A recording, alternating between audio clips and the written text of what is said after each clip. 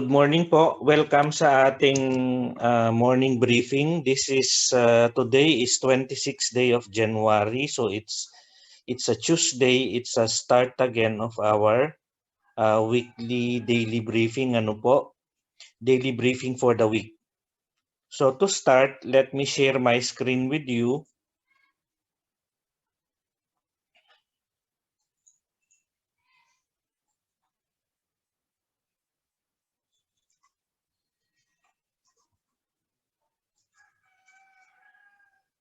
Ayan, so unahin po natin ang euro. So if you the first step in doing your technical analysis or reading your chart is you always go to your higher time frame or your higher time frame relative to your intended duration of trading. So halimbawa, if you plan to trade for the whole for today lang yung trading nyo, ang higher time frame mo would be your daily chart kasi yun ang magsisilbing pinaka primary trend mo. Ayan, so kung titingnan nyo ngayon, yung daily mo, ang possible trend ng today mo is down because you have you had a reversal here and then nag-follow through siya yesterday and you are expecting na most likely magpa-follow through din siya until today, ano, or at least hanggat hindi niya nabe-break itong trend line na ito.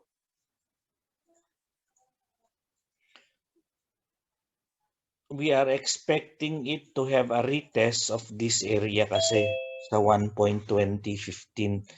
So if ever down po siya today, titingnan natin kung ano ang magiging ano niya sa 4 hours. So in our 4 hours, what we will try to find out is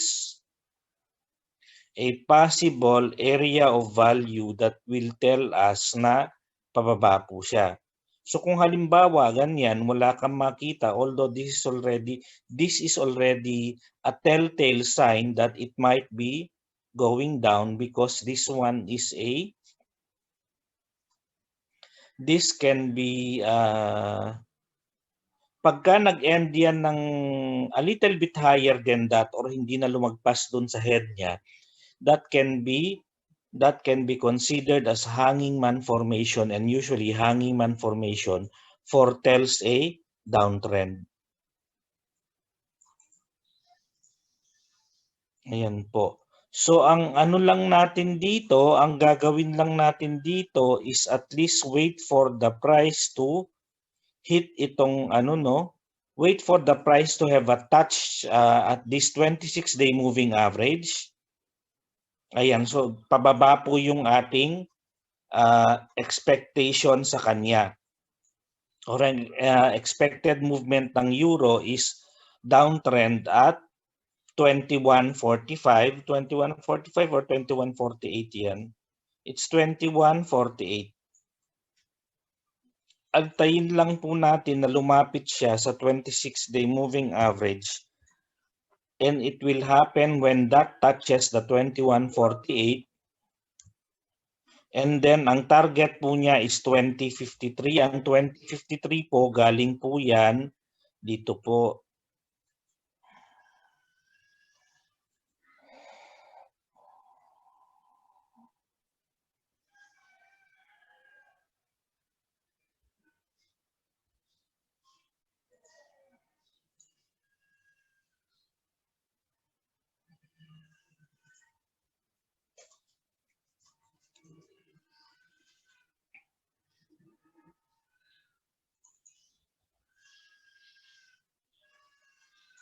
Anong low price niyan? Ang low price niyan is 20.76.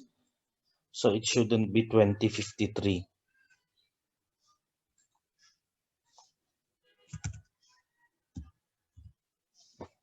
Ayan, ang cut loss mo po ay 21.72. So yan po ang euro po natin ngayon. Kung wala na pong katanungan, we can now move on sa ating Japanese yen. So yung Japanese yen naman po natin, again, same process lang, ano, yung Japanese yen mo, you always go back to your higher time frame relative to your intended duration of trading. So kung balak mong magbabad ng trade ngayon, you go to weekly kung medyo matagal-tagal yung ano mo. But if you just plan to trade for the day, ang importante lang naman sa iyo kung ano ang magiging trend ngayong araw eh. Hindi na importante sa iyo kung ano ang magiging trend bukas. Sa pang-araw-araw lang ang tinitingnan mo kasi you are trying to monitor it daily because you want to trade maximum length ng isang araw. Probably magte-trade ka 3 oras, 4 na oras, mahaba-haba na po 'yon if you plan to trade intraday. Ayan, so ang atin pong Japanese yen, kung titingnan po natin, most likely,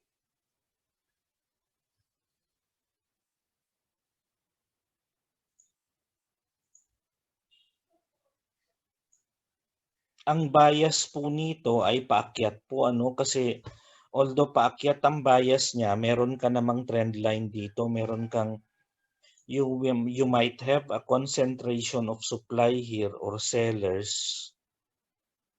So it might not be enough for the prices to go up.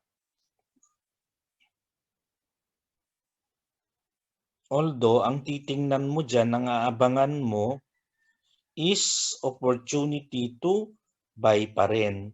So kung opportunity to buy ang titingnan mo based on your 4-hour time frame chart, ito yung magiging area of value mo. Ito, kasi bakit yan ang area of value mo? Because you have a false break here. There is a turnabout of market price action here. Yung before the turnabout, you try to gauge kung gaano kalaki yung ginalaw niya before the yan. So ito po, this can possibly be your breakout after your consolidation after the break of trend line. Kasi your break of trend line consolidation can happen before a break or trend line, before a break of trend line or after the break of trend line. Those two are possible setup for a it can be a setup for the resumption of the previous trend. Yung previous trend mo dito is up. So dito, this can be an area of buying. So kung titingnan mo, if you want to confirm that in your lower time frame, ayan, no? So nakita mo yung rejection dito. Nakita nyo yung rejection dito for this particular hour. Yan, so ito yung rejection niya for this particular hour. That's 107.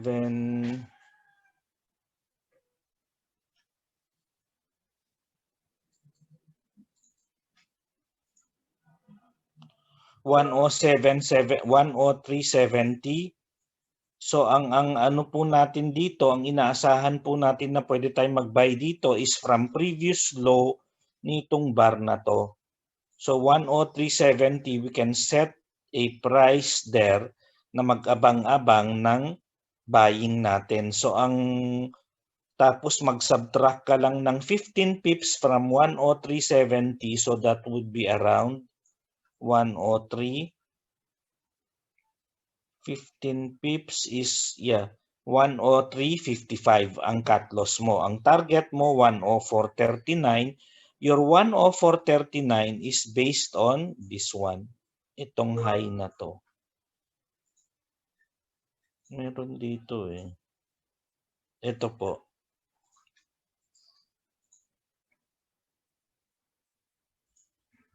Yan, ito po ay 104.39. Ano po? Yan. So yan ang pwede niyang puntahan at least for today. So yan po ang Japanese yen natin. Kung wala na pong katanungan, we can now move on sa ating GBP USD. Ang GBP USD naman po, again, you go to your higher time frame chart. GBP USD, you go to your higher time frame chart related in relation to your intended duration of trading. So kung inaasahan mo na, 'di ba dito nakikita mo it is clear with you, if you observe closely itong price action ngayon ng GBP, every time it touches this, the 26-day moving average, it goes up. Ang maximum area of support niya ay itong 50-day moving average. Sometimes lumalagpas lang ng konti, but that is just about mga 10 or 15 point. Ay mga ilang points lang yan siguro. Just to see ano.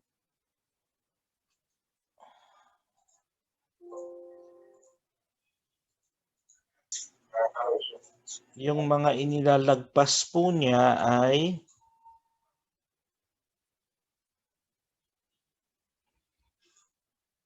sa ating EMA 50, 1.3986, tapos ang low mo, 3 pips. Yan, 33 ang low, 36 ang EMA. Yan.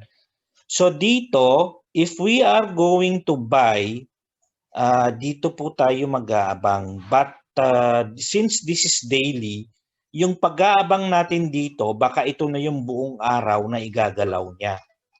So although we are expecting it to rebound after hitting this price level, ang ano po natin ngayon, recommendation natin ngayon is to sell. Sell at that area or sell at least this area, ano? 1.3680. Ayan, pagka nag-touch po dyan, pwede pong bumaba yan. So sell at 1.3680, ang target mo ay yung ito, yung 26-day moving average ng daily mo, which is 35.90.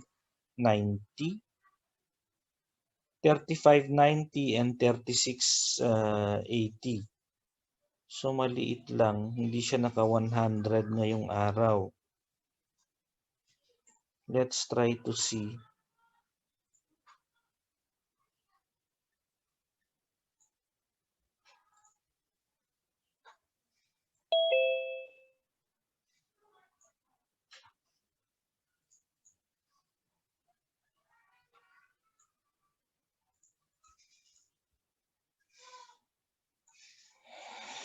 Mm-hmm.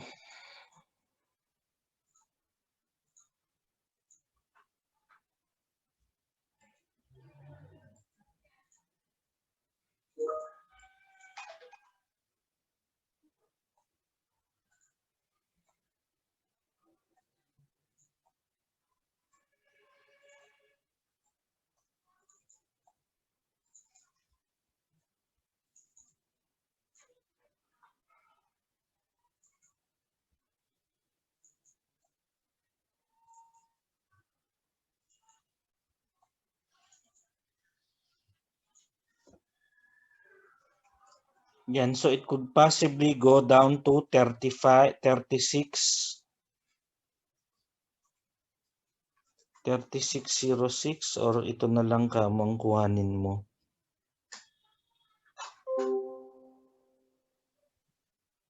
$36, ano yung low dyan? 35.80. 35.84. Ayan, so if we sell at 36.80,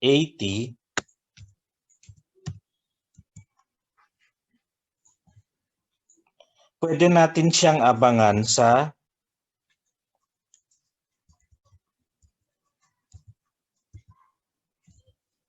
35.84 or 35.86. 86 na lang. Tapos ang cut loss mo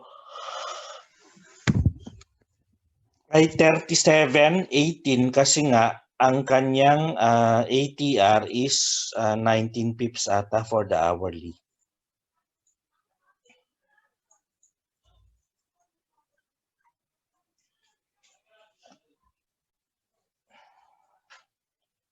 Ayan, tapos ang next po, kung wala nang tanong dyan, we now go to AUD-USD.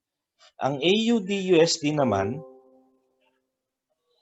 kung nakikita nyo, again, we look at your daily chart. Ano ba ang posibleng bias ng movement niya ngayon?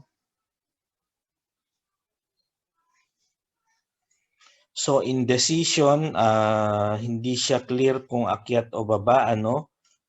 But if you look at your daily chart, ang magiging bias mo pa rin nito is down pa rin because you have decreasing highs dito.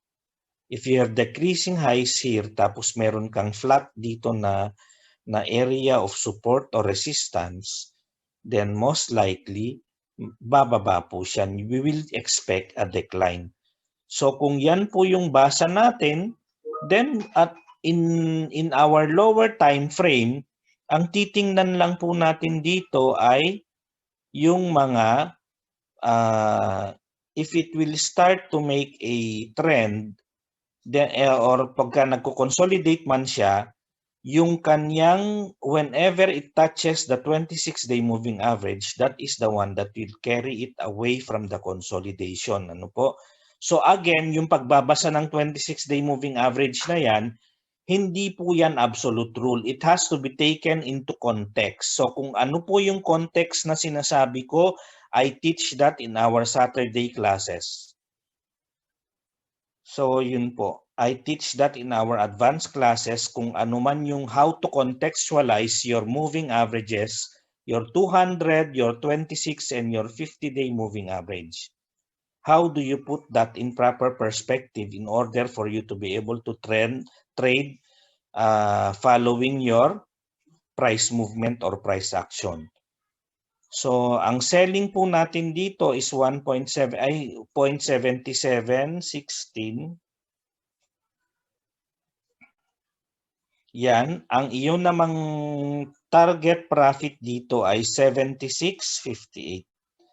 Ang 76.58 mo ay galing yan dito sa, ito anong low nito? Yan, before na mag-isip ka ng masyadong malayo, ito muna ang tingnan mo. Yung mga possible areas of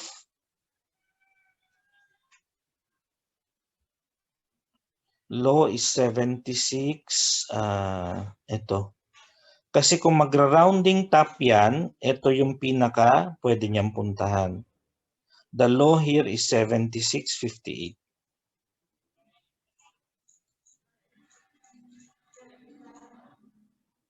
Yan. Tapos, ang cut loss mo, plus, kasi buy, selling ka, plus 26, then you will be able to get the 77.42.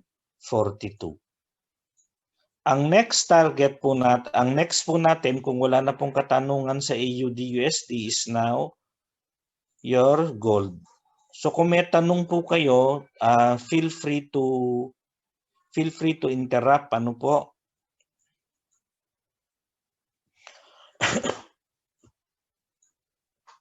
Tingnan natin yung daily natin kung saan siya papunta.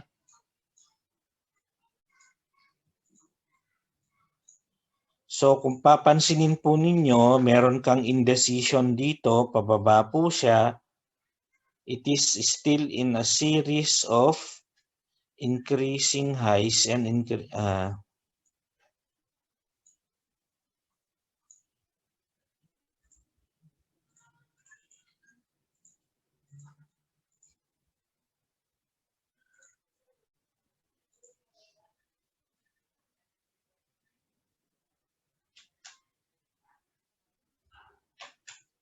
ay hindi.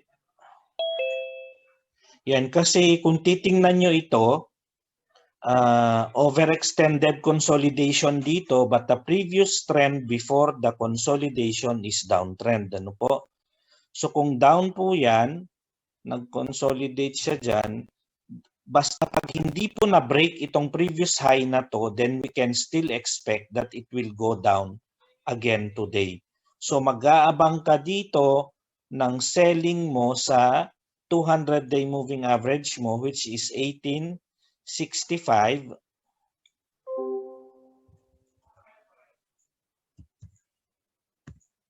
Nagkamali lang po ako ng type doon. Medyo naantok pa po ata ako.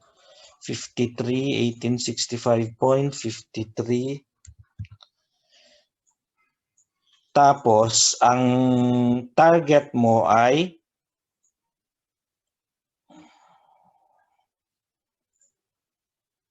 yung previous low nito, yung kung makikita nyo, no, yung low nito is 1837. So yung cut loss mo dito, since tingin lang tayo sa hourly natin kung ano po ang ATR niya, 5 kasi 4.79. So times 2, that is 5. Ay times 2, that is 10. Kaya po 1875 ang ano niya. Yung 1832 po ay galing po yan dito. So kung ano yung low dito, 18. The low here, ito po at ang kinonsider ko. Yan, 1832.33. Kasi sa kanilang tatlo, kung bakit yan yung kinonsider ko, sa kanilang tatlo, siya po ang Pinocchio, siya ang may pinakamahabang ilong or siya ang pinaka-Pinocchio bar.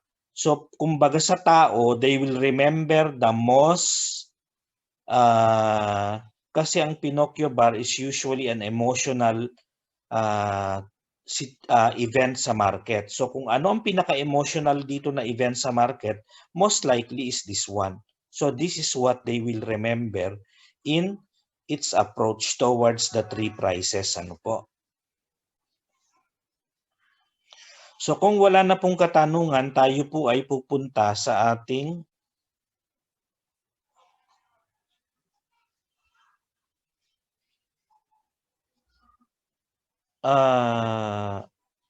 tingnan po natin kung meron po siyang sa euro. Eto, balikan lang po natin ang euro.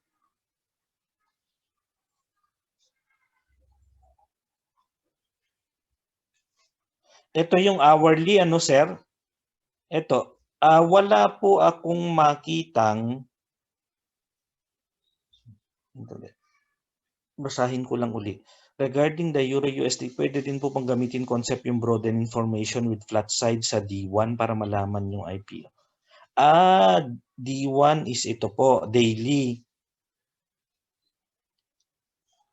Ang broadening formation po dito, sir, kung kayo po ay titingin ng broadening formation dito, ang broadening formation po ay ito. So kung flat side po siya, ito po yung bias niya. Ito po yung sinasabi ni Sir Rodel, kung hindi po ninyo na-follow,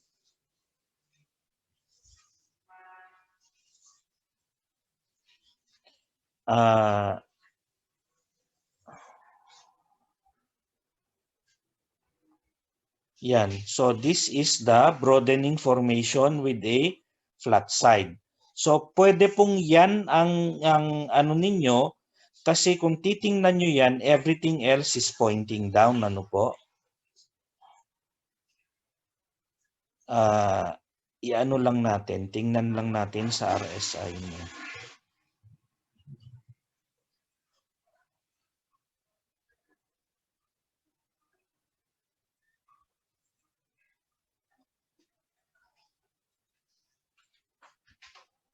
Ayan. So kung papansinin po ninyo, tanggalin ko na lang, din naman natin kailangan ngayon. So kung papansinin po ninyo, continuous ang pagtataas ng high nito. Increasing high po siya, pero ang kanyang momentum signal ay decreasing high. Ibig sabihin merong divergence dyan. May negative divergence ang market mo.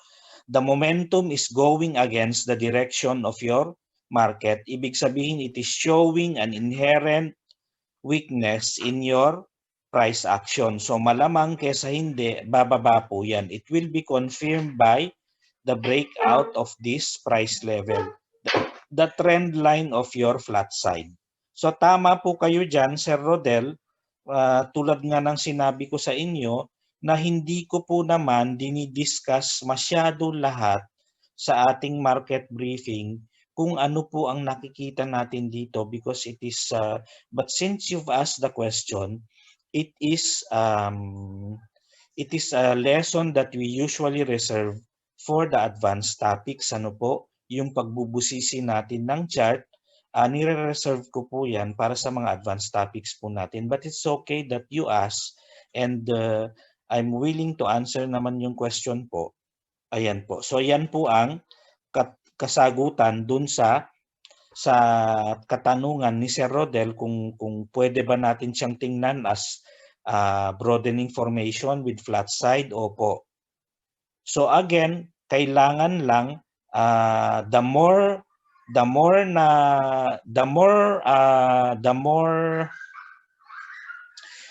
confluence ng mga price patterns ang makikita mo, you are in the na-up mo yung iyong risk-reward ratio. Ibig sabihin, kahit papano, mas nagiging kampante ka. Wala pong pinagkaiba yan sa halimbawa,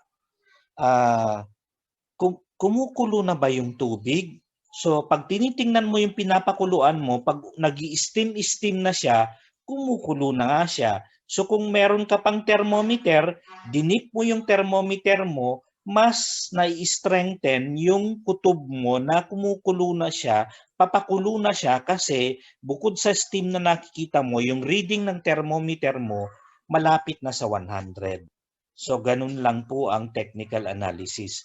The more technical concepts that you have on your side towards the direction of the trend na inaasahan nyo, you are in a better position to trade. Ayan po. So kung wala na pong katanungan, we can now move on sa ating Forex.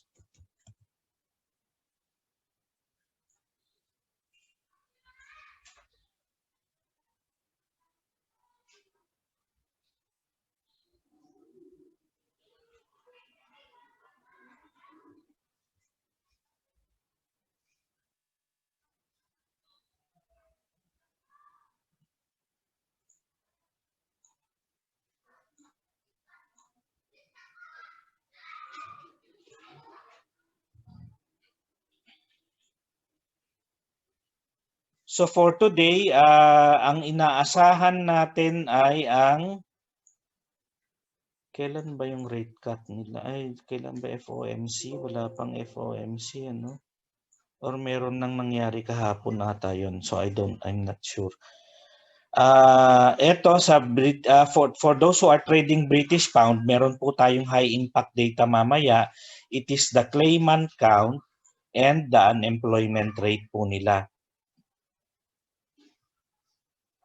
Ayan, ito yung sinasabi natin naman na jobless claims sa US. Ang tawag naman sa UK dito is claimant count.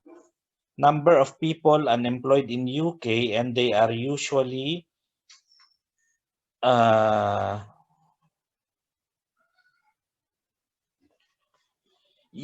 pagka konti ang claimant mo, ibig sabihin bullish dun sa currency mo. Pare-pareho lang naman po ang mga yan. They are just sometimes nagkakaiba-iba lang ng konti yung mga term na ginagamit sa kanila per country, pero basically they are of the same nature. Ano po? Yan. So a decrease, ito naman yung unemployment natin, a decrease in the unemployment rate would be bullish for that currency, and an increase po nila, ang increase niya ay negative. So ayun po. Yun lang naman, dalawa po ang ang medyo pampagulo po ngayong araw. So aside from that, wala na po, bukas na. So bukas na ang medyo mas madugo, mas maraming pula. Yan, so kung may katanungan po kayo, please feel free to ask. Kung wala na, that ends up yung ating morning briefing for today, and thank you for joining us, and I hope to see you all again tomorrow po, and ginagamit po natin yung ating naaaral dito sa ating pagte-trade po. So magandang umaga po sa inyong lahat at maraming salamat po.